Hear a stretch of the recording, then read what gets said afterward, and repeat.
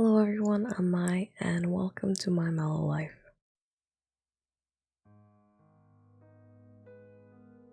I distance myself a bit from cancer in general on this channel as this always been a gaming channel, so I do apologize for not so frequent updates as I don't have them myself. I get my regular scans every 3 to 4 months and then I just check in with my doctor. So far it's been consistently growing. I'm also getting anxiety. I'm having a scan this Saturday and I'm getting a doctor's appointment the next Friday. So hopefully everything's stably growing. I'm not on any treatment right now as I'm relatively healthy considering and I'm not showing any signs of symptoms, so I'm like my happy healthy self. I'm so far enjoying my life, playing video games, hanging out with my friends online and offline, and my family, and most importantly my husband. We've planned to rejoin the gym after holidays, so hopefully that will work out. In this video I wanted to talk about my, I don't know if it's struggles, but about my infertility from the beginning of my diagnosis. So after they removed the supposed myoma or fibroid, as some people would call it, from my womb, the histology would then come back and my doctor would diagnose me with PEComa. I was immediately recommended to have a hysterectomy, but leave my ovaries in so I don't get into an early menopause in my 20s.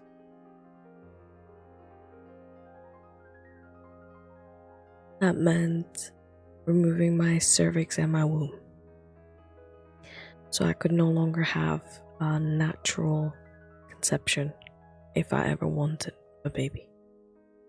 Not in my body anyways. This was a very hard topic. Well, this was very hard in general. So I've sat in this office, in my doctor's office, and I just vividly remember sitting across my doctor and my nurse and them telling me that I should have a hysterectomy. It didn't catch me off guard as much, which is weird, because me and my husband suspected that it might have happened, because why else would they want to talk to me face to face? Because usually they would just ring you and say everything went clear.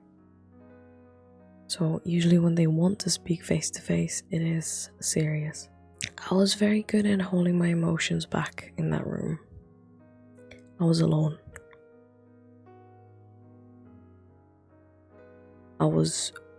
I could control my emotions. I usually don't cry. I usually didn't cry.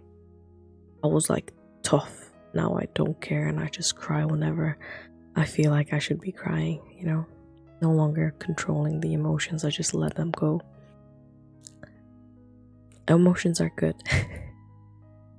And honestly, the only reason why I started bawling in that office is because the nurse would just like show empathy, which it's amazing, right? But I was just crying hard because it felt real. I remember this one moment in our lives where we were walking down a canal path, my husband and I, my then boyfriend, and we were talking future.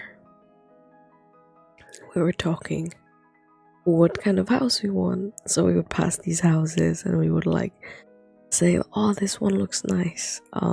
This one has an access right to the canal. So we would talk about our future, how many children we would want.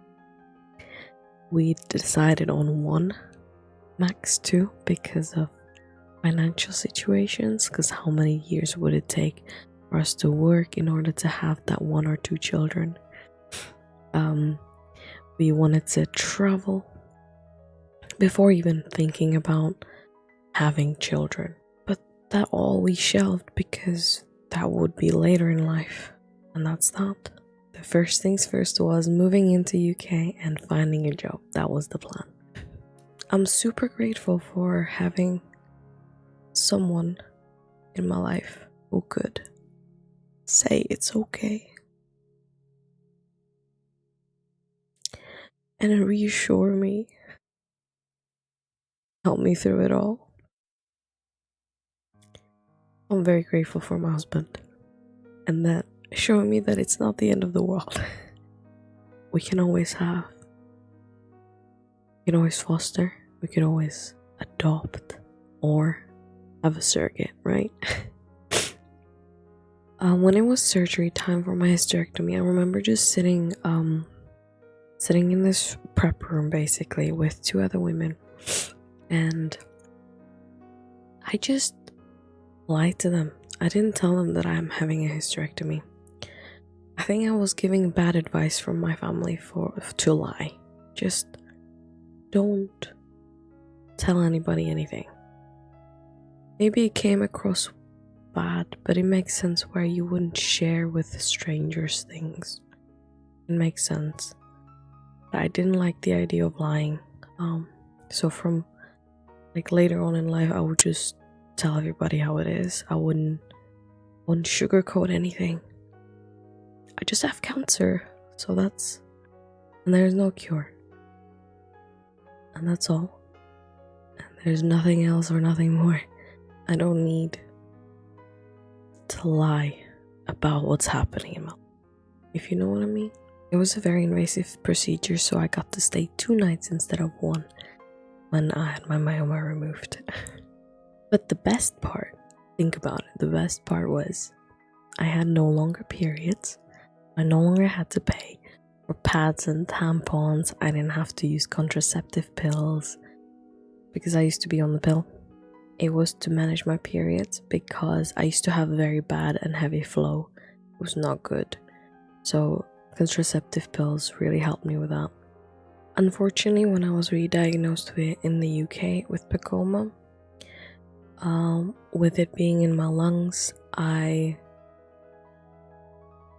and that was only like a year later from my hysterectomy, I was faced with another decision to either freeze my eggs before going to chemotherapy and potentially postpone my chemotherapy and treatment, potentially like making it worse for myself. I honestly straight up said no thank you. I didn't even want to really go in, like, I didn't really want to,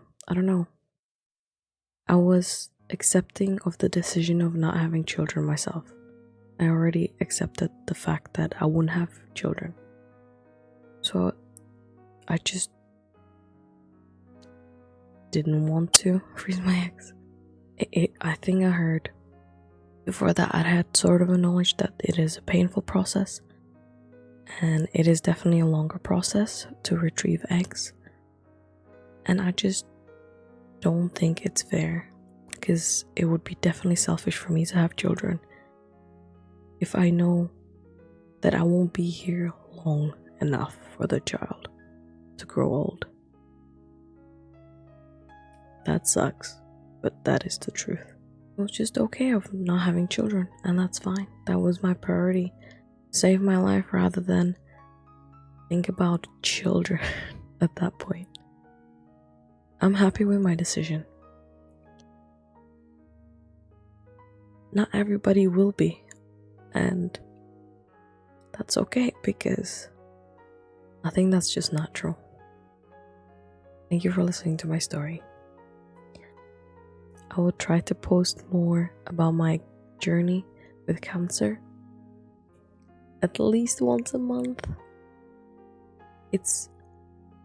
I just feel weird sometimes being on camera just talking, because it is very personal.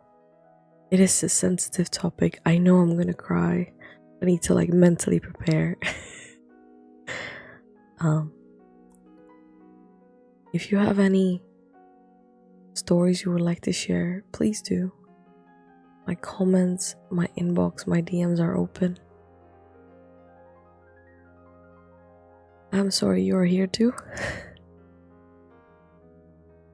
Stay positive, and thank you for watching.